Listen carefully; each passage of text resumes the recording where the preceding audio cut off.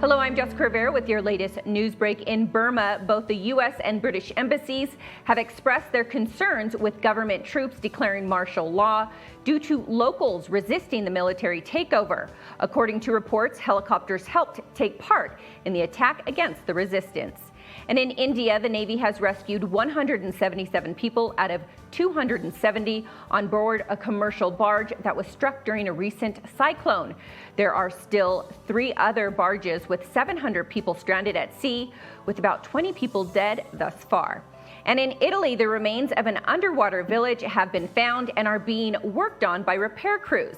The scenic village has inspired a book and a new series on Netflix.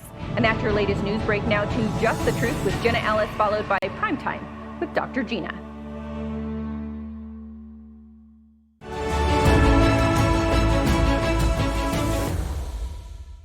Welcome back to Just the Truth, and we are going to have a deep dive conversation with my good friend Eric Metaxas, who is the author of Fish Out of Water. It's a wonderful, fantastic book. He has such an amazing testimony, and he's also the host of the Eric Metaxas Show, where I get to be a guest quite often, but tonight he's going to join us here. I love having him on the show. And the biggest thing that's going on right now, or one of the biggest things across the global political landscape, of course, is Israel and this continuing and ongoing war with Palestine and the whole idea of just war theory. And Prager University was trending on Twitter yesterday for releasing a video that Benjamin Netanyahu actually retweeted that talks about Israel's military. Watch this. There are 2 views of the Israeli military, what you hear in most of the media and the truth.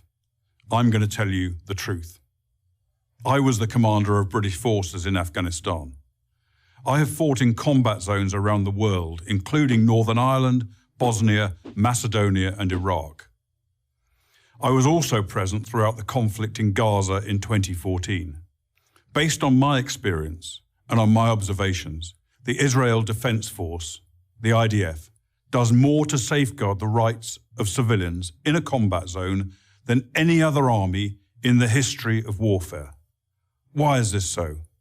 Firstly, Israel is a decent country with Western values run on democratic principles. Israel has no more interest in war than Belgium does. In fact, Israel has never started a war. The only reason it ever goes to war is to defend itself.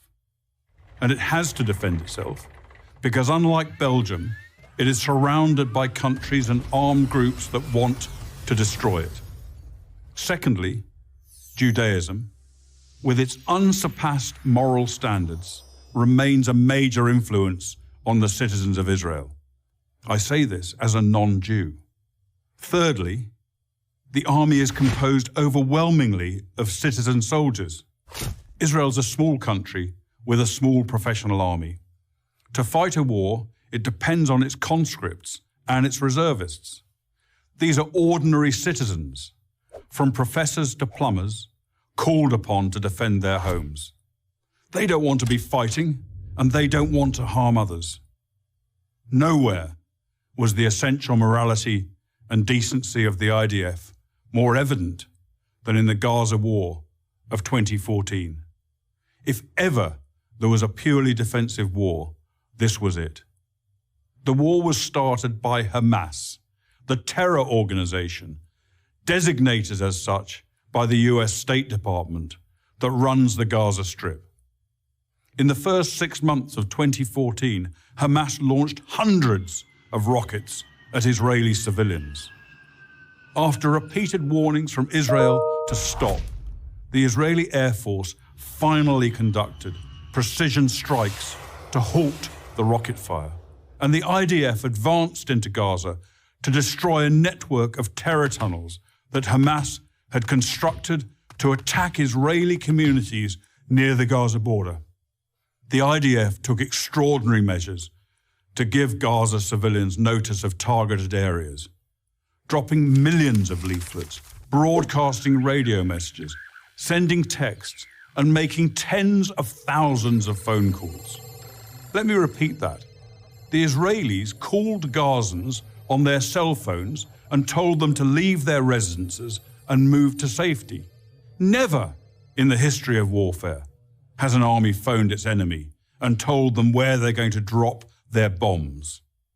Many IDF missions that could have taken out Hamas military capabilities were aborted to prevent civilian casualties, increasing the risk to Israeli citizens and soldiers. Despite all of this, of course innocent civilians were killed. Every war is chaotic and confusing, and mistakes are frequent. But mistakes are not war crimes. Hamas, on the other hand, committed war crimes as official government policy. Hamas deliberately positioned its military assets among the civilian population, hiding weapons in schools and hospitals, and placing rocket launchers alongside apartment buildings, then forced those civilians to stay in areas they knew would be attacked. They also instructed their people to report the lie that every Gazan killed was a civilian, even if they were actually fighters. And if there were no civilian deaths, Hamas made them up. Numerous internet sites show Palestinians elaborately staging sniper victims and smashed ambulances, among other phony horrors. It's so common, there's even a term for it, Pallywood, as in Palestinian Hollywood. Ironically, it's the leaders of Hamas themselves who best understand the extraordinary measures the IDF will take to protect innocent civilians. They take full advantage of Israel's decency and adherence to the laws of war. No army takes such risks in order to protect civilians as the Israeli army does. I say this as a professional soldier. I say it because it's true, and people who care about truth should know it. I'm Colonel Richard Kemp for Prager University. Join Prager University. Click here to subscribe to our YouTube channel. Click here to sign up for free at PragerU.com for quizzes, contests, and prizes. And joining me now is Eric Metaxas. And Eric, this video, I love how PragerU is so succinct, and they do these videos that provide such a wealth of information and, importantly, the truth. And so your reaction to this video off the top?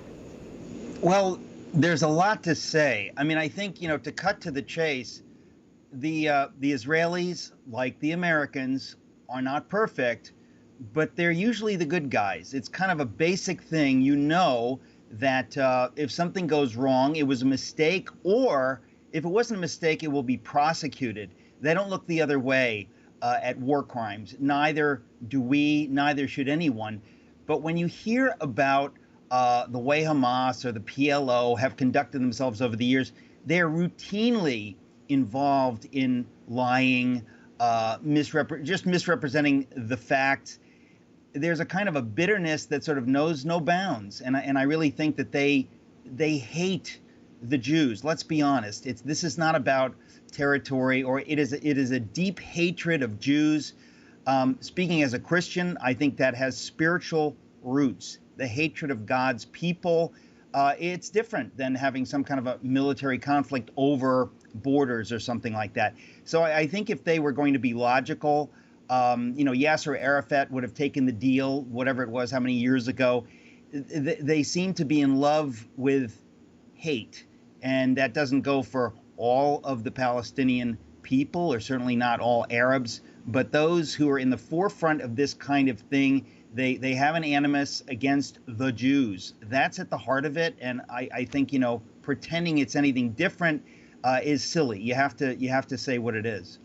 Yeah, and one of the things that struck me about this video is specifically talking about the rules and the laws of war and of military conflict, because so many people who are on the side of Hamas and Palestine, like, for example, Representative Ilhan Omar, who is saying, we need to condemn these acts of terrorism. I mean, that's what she's calling this genuine self-defense.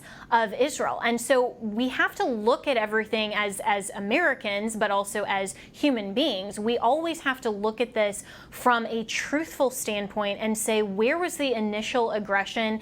How do we analyze who is the aggressor versus the defender, and understand the principles of just war theory? And the root of that, of course, is the term justice. And we in the United States, I mean, we are a Judeo-Christian ethic. We understand that we are built on the foundation of truth, and of the truth that comes from God, our Creator. You mentioned being Christian, and that Judeo-Christian ethic is built upon the idea that that killing another fellow human being, it has to be in a context that is morally justified. And I think one of the things that this video is highlighting is that that Israel takes that very, very, very seriously, as well they should.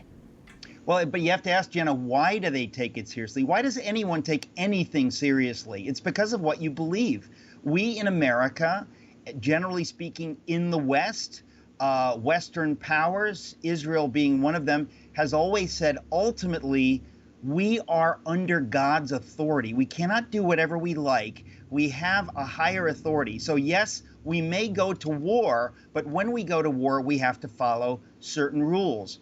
We have the Geneva Convention. There are all kinds of ways that you can codify your values. But the fact of the matter is, we don't believe anything goes. We don't believe in torture. We don't believe in genocide. We actually feel